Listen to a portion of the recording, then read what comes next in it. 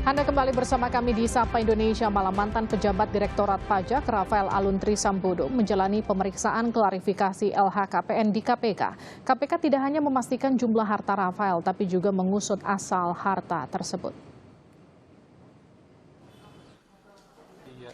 Mantan pejabat Direktorat Pajak Rafael Alun Trisambodo mendatangi gedung KPK.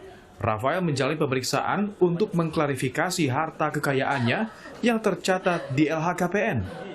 Dalam LHKPN 2021 tercatat harta Rafael mencapai 56,1 miliar rupiah. Deputi Pencegahan dan Monitoring KPK Pahala Nainggolan menjelaskan pemeriksaan KPK terhadap harta Rafael tidak hanya memastikan jumlah harta, tapi juga mengusut asal harta tersebut. Jika ditemukan bukti adanya penyimpangan, akan ditindak. Berapapun hartanya silakan aja ditaruh di LHKPN. Nggak ada kesalahan orang kalau punya hartanya tinggi, sepanjang asalnya bisa dipertanggungjawabkan. Nah ini karena orang hartanya besar, kita cari pertanggungjawaban asalnya, gitu ya. Kalau asalnya ada gratifikasi, pas buktinya ada, pasti kita pindahkan ke teman-teman di penindakan, gitu. Jadi target kita bukan sekedar mengklarifikasi ini hartanya benar apa enggak, tapi asalnya dari mana. Kalau asalnya bisa dipertanggungjawabkan, kalau di LHKPN kan asal harta kan cuma disebut waris, hibah dengan akta, hibah tanpa akta, hasil sendiri. Cuma itu aja. Nah ini yang kita dalam ini sekarang, termasuk laporan PPATK kita baca, mau dia pakai apa gitu, kita baca sekarang. Ya, tapi targetnya sekali lagi bukan hanya meyakinkan bahwa hartanya 51 miliar, tanahnya itu ada semua, lantas yang lainnya oke gitu, enggak gitu. Kita cari asalnya sekarang. Makanya jadi agak lama karena kita cari asalnya, dan ini periodenya panjang ke belakang. PPATK seperti saya bilang 2003 transaksinya udah disebut, walaupun dia belum wajib lapor. Kira-kira itu ya. Terkait kendaraan mewah yang dipamerkan anak Rafael, Pahala Nainggolan menyebut mobil Jeep Rubicon bukan atas nama Rafael. KPK juga menemukan alamat pemilik STNK berada di gang sempit di Jakarta. Gitu, tim sudah ke lapangan, benar itu memang bukan atas nama yang bersangkutan, STNK dan PKB-nya gitu. Dan kita datangi alamat yang kita punya gitu, itu gang di daerah Mampang sana. Jadi memang orangnya udah pergi, tapi itu alamat di dalam gang. Jadi kita pikir ini tidak mungkin dia punya itu. Tapi barusan diklarifikasi ke yang bersangkutan itu memang bukan atas nama yang bersangkutan, tapi atas nama kakak yang bersangkutan. Jadi dari yang di gang, lantas dia beli, dia jual lagi ke kakaknya. Jadi kita bilang ya sudah, gitu. Kasih unjuk aja dokumennya, nanti dia akan bawakan. Gitu. Itu yang yang Rubicon. Ya, Harley Davidson karena nggak ada plat nomornya, kita juga nggak bisa cari kemana-mana. Sebelumnya, Menko Polhukam Mahfud MD meminta agar dugaan pencucian uang Rafael Alun diusut tuntas. Yang tidak sesuai dengan profil pekerjaan yang bersangkutan, yang sejak tahun 2012 saya punya suratnya dari Kejaksaan Agung dan dari PPATK, itu sebenarnya tahun 2013 berdasar surat yang dibuat tahun 2012 dari Kejaksaan Agung. Kemudian 2013 PPATK sudah berkirim surat ke KPK tentang adanya beberapa hal yang diduga pencucian uang dan proses didapat yang tidak sah oleh saudara Alun sebagai orang tuanya. Ini bukan karena kita benci, bukan karena kita dendam, tetapi kita mau menegakkan hukum dan mendidik masyarakat di negeri ini. Harta kekayaan Rafael Alun menjadi sorotan setelah terjadi kasus penganiayaan berat yang dilakukan anaknya Mario Dandi. Di media sosial, Mario diduga sering memamerkan harta kekayaannya, termasuk mobil mewah Jeep Rubicon dan motor Harley Davidson. Tim Liputan, Kompas TV. Saudara, apakah ada sanksi bagi ASN yang pamer harta? Apa yang perlu dievaluasi dari pelaporan harta pejabat publik agar tak terjadi penyelewengan? Kita berbincang dengan anggota Ombudsman RI, Robert Naendi Jaweng. Pak Robert, selamat malam. Pak Robert, mungkin masih di mute sambungannya, boleh tolong diperbaiki, Pak? Saya juga akan sapa Wakil Ketua Komisi Aparatur Sipil Negara KASN, Pak Tasdik Kisnanto. Pak Tasdik, selamat malam. Selamat malam, Mbak Widya. Pak Tasdik, saya mau minta komentar Anda dulu soal pengunduran diri yang ditolak oleh Kemenkyu. Iya.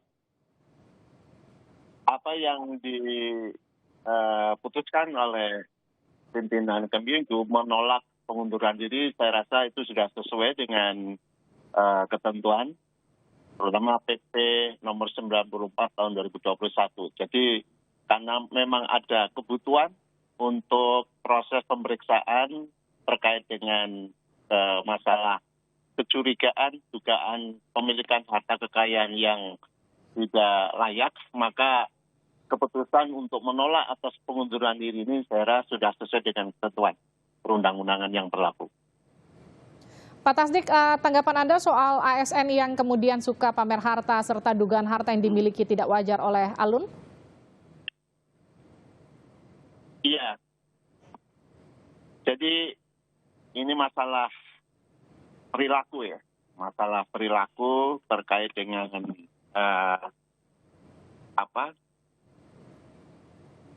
kepemilikan harta, ini tentang pola hidup itu. Memang di dalam aturan yang ada, di dalam peraturan pemerintah maupun di dalam peraturan perundang yang lainnya itu sudah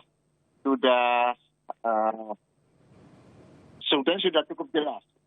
Kasus harta kekayaan dan gaya hidup yang menyeret pejabat Ditjen Pajak dan Bea Cukai belakangan ini, itu menurut pendapat kami sudah masuk juga merupakan kategori yang pelanggaran kode etik. Oke. Iya, hal tersebut dalam pengawasan nilai dasar kode etik kode perilaku ASN yang diatur di dalam beberapa regulasi terkait dengan nilai dasar dan kode etik perilaku dan disiplin PNS. Di antaranya itu sudah jelas diatur di dalam peraturan pemerintah nomor 42 tahun 2004. Kemudian di mana salah satu ketentuan mengatakan bahwa pasal 10-nya mengatakan bahwa etika dalam bermasyarakat meliputi mewujudkan pola hidup sederhana. Oke. Ini ya. Kemudian di dalam pasal 11-nya juga ditegaskan etika terhadap diri sendiri meliputi penampilan sederhana, rapi dan sebagainya. Jadi iya. Jadi ini yang perlu kita lihat dari sisi etika sebagai seorang ASN yang tentunya dengan aturan tentang etika ini kan sebenarnya dalam rangka untuk menjaga martabat dan kehormatan korps ASN ini. Jadi kalau ada sikap perilaku yang tidak sesuai dengan ketentuan yang tadi saya sebutkan, saya rasa ini sudah merupakan petunjuk yang jelas pelanggaran terhadap itu dan ada konsekuensi hukumnya yang bisa diberikan kepada yang bersangkutan. Baik, saya ke Pak Robert. Pak Robert sudah bisa mendengar suara saya, Pak? Halo Mbak, kedengaran? Pak, tanggapan Anda Pak soal harta Rafael Alun Trisambodo yang diduga tak wajar 56,1 miliar rupiah. Ini kan dilaporkan ke LHKPN. Yang jelas gini Mbak Liti, saya sekarang kan sudah berada dalam mengetahui benar soal birokrasi begitu ya. Ini sudah pasti tidak wajar. Ya. Oke. Setinggi apapun seorang pejabat publik, angka miliaran seperti itu jelas jauh dari bayangan kami saja gitu ya. Tetapi sumber dari mana itu soal yang lain. Nah buat saya begini Mbak Lesti, masalah ini harus diusut tuntas. Ya, bukan hanya karena dia seorang ASN, tapi terutama karena dia pejabat publik. Seorang pejabat publik itu harus menempatkan integritas itu sebagai mahkota. Kenapa sebagai mahkota? Karena dia menjadi teladan bagi bawahannya. Ketika mahkotanya runtuh, maka ke bawahnya akan runtuh semua. Jadi taruhan dari masalah ini adalah soal kredibilitas internal institusi Kementerian Keuangan, khususnya Dirjen Pajak. Tetapi juga jangan lupa, Dirjen Pajak ini adalah dirjen yang sangat strategis, Dirjen Pelayanan Publik, lewat pemungutan pajak. Jantung dari suatu pelayanan publik itu kepercayaan publik. Jika publik tidak percaya, ada distrust dari publik terhadap kementerian ini, maka saya kira memang harus dimitigasi risikonya agar tidak kemudian terjadi hal-hal yang tidak kita inginkan, termasuk orang tidak lagi membayar pajak misalnya. Maka saya kira tindakan yang sangat penting yang dilakukan oleh Kementerian Keuangan selain yang jangka pendek, memadam kebakaran dalam artian kasusnya ini harus selesai, Baik. tapi juga perbaikan sistemik jangka panjang.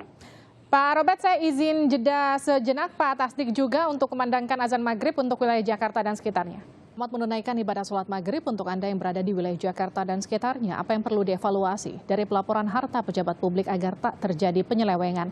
Masih bersama kami, anggota Ombudsman RI Robert Naendi Jaweng, serta Wakil Ketua Komisi Aparatur Sipil Negara KASN Tasdik Isnanto. Pak Robert lagi, artinya evaluasinya mulai dari mana? Karena jelas kasus ini kemudian mencoreng citra pajak karena ketika momentumnya bertepatan dengan lapor pajak yang harusnya dilakukan masyarakat, kemudian muncul berbagai asumsi ngapain kita lapor pajak kalau ternyata pajak kita juga masih mungkin untuk diselewengkan. Ya, evaluasinya tentu harus komprehensif ya untuk menjawab pertanyaan sederhana ini, Pak Livi.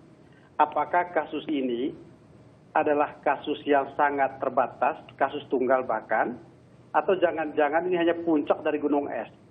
Jangan-jangan ini membuka kotak Pandora di mana di dalamnya masih ada lagi yang perlu untuk didalami, gitu kan? Termasuk para pejabat yang lain, begitu. Nah, ini yang penting untuk dijawab kepada masyarakat untuk memunculkan lagi trust, kepercayaan yang ada.